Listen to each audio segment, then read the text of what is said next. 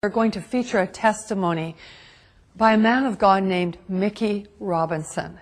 You're going to be absolutely amazed when you hear this story, because he was in a plane crash that literally destroyed him. In fact, it killed him. And yet he's alive to tell the tale. Hold on to your seats right now and listen to this amazing, outstanding testimony of the goodness of God.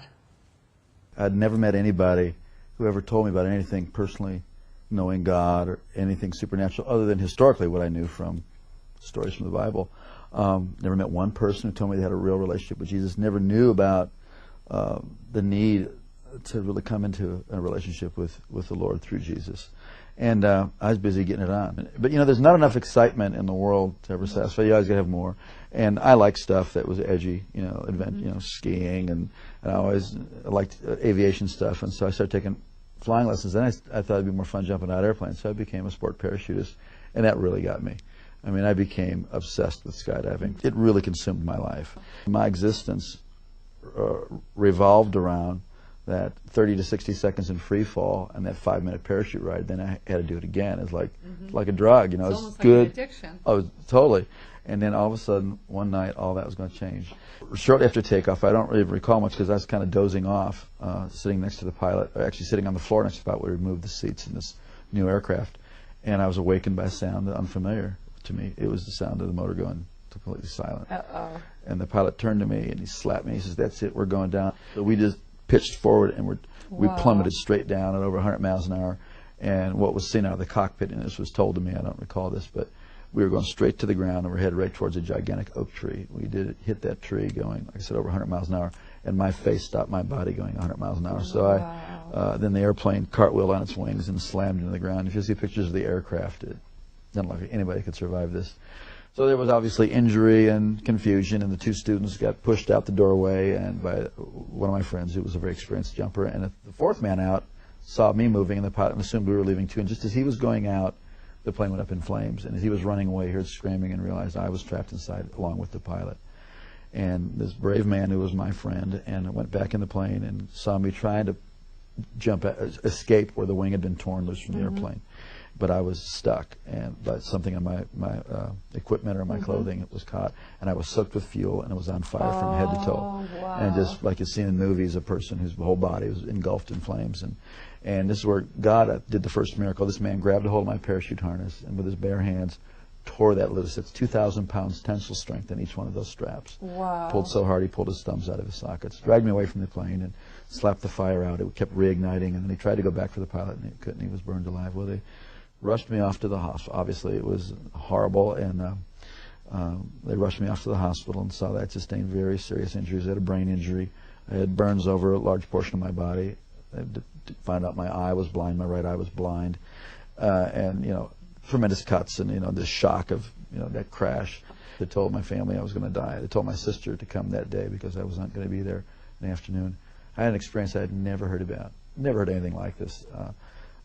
As I was laying there in that condition, just racked with pain and discomfort in every way possible, suddenly my inner man, the real me, my spirit, sat up out of my body, and I could feel my legs go through the springs of the bed. Wow. And my spirit came out of my body as if you would take a glove off your hand. And instantly, I was in a spiritual world. Instantaneously, I knew this was the real world. And this man that I was seeing was the real me. Now, when that happened, were you aware of any pain still? Or no, I was totally completely separated from the pain and the carcass. Completely, no. And I didn't even remember turning around and looking. I mean, I was transferred immediately into a spiritual dimension. And everything about the spirit world is more real than this world. The colors are brighter, the edges of everything are sharper, the emotions are just enhanced, they are clear. And instantaneously, the thing that really struck me the most was there was a complete absence of the awareness of time. Everything in this world is relative to time. You know, you got up this morning, you'll go to bed at night. Something is old, something is new, it will get old. Something is born, it will die. Everything in this plane, in the physical plane, in the natural plane, is relative to time. But everything in the spiritual plane is relative to eternity. So what had been natural to be aware of time was totally gone.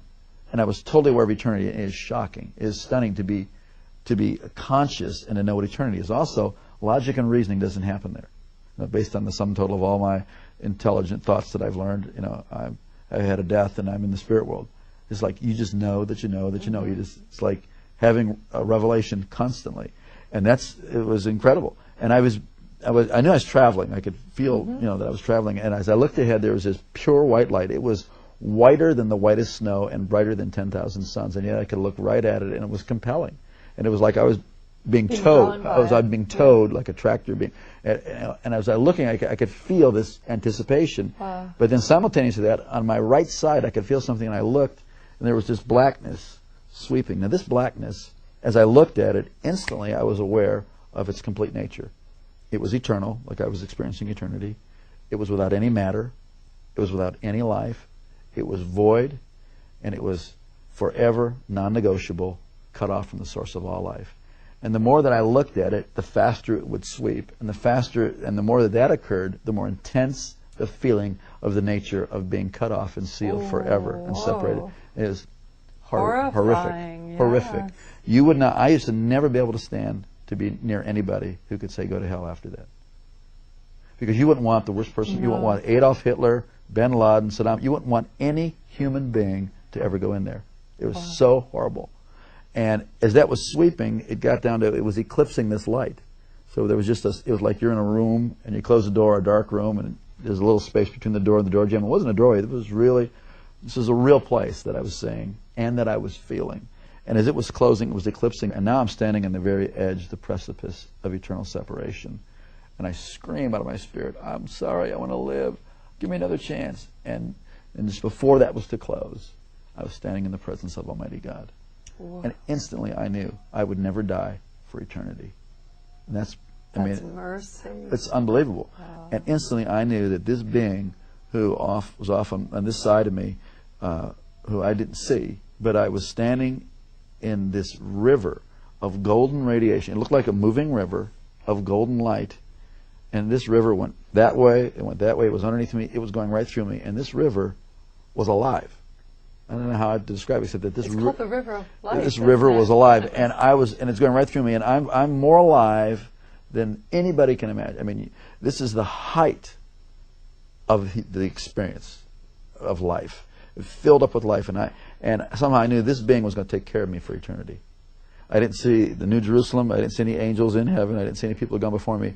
This was the max. So I was so filled with just the love and all of God's majesty, all of His authority, all of His love, everything was just flowing through me. I was like vibrating like a tuning fork, the very essence of God's nature. But when God spoke to me, and not in a language like you and I are talking now, but the knowledge of His purpose, the word of His purpose, came in through that same light. And I was taken back to the same way I was like being reeled in like a kite, and I went down through space and time, this dimension.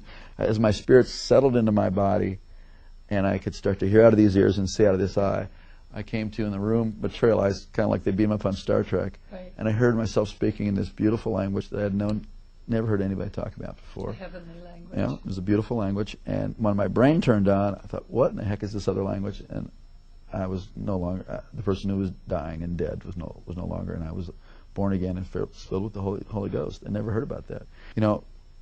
For years I wondered, what was that blackness, and why did it sweep down to where it was just a sliver, like about a half-inch of white light? And years later, God revealed it to me. It was really a historical record of my life. That for all the years that I had lived, I was in darkness. And God gave me a space to cry out to Him. And in that space, it changed my future, my destiny, my whole purpose. God loved me the whole time. God was with me. But, please don't wait until you're that desperate. We're desperate right now, and He's with you, and you have a chance today to cry out to God. It's not complicated. It's not religious. I mean, certainly my prayer wasn't all that complicated, and it wasn't about religion. It was about I needed life, and there is no one of us before God that doesn't need the whole life that He has to offer. It's usually fear that keeps us from doing that, or like we're afraid, well, I'm not good enough. That's the whole deal. We need God.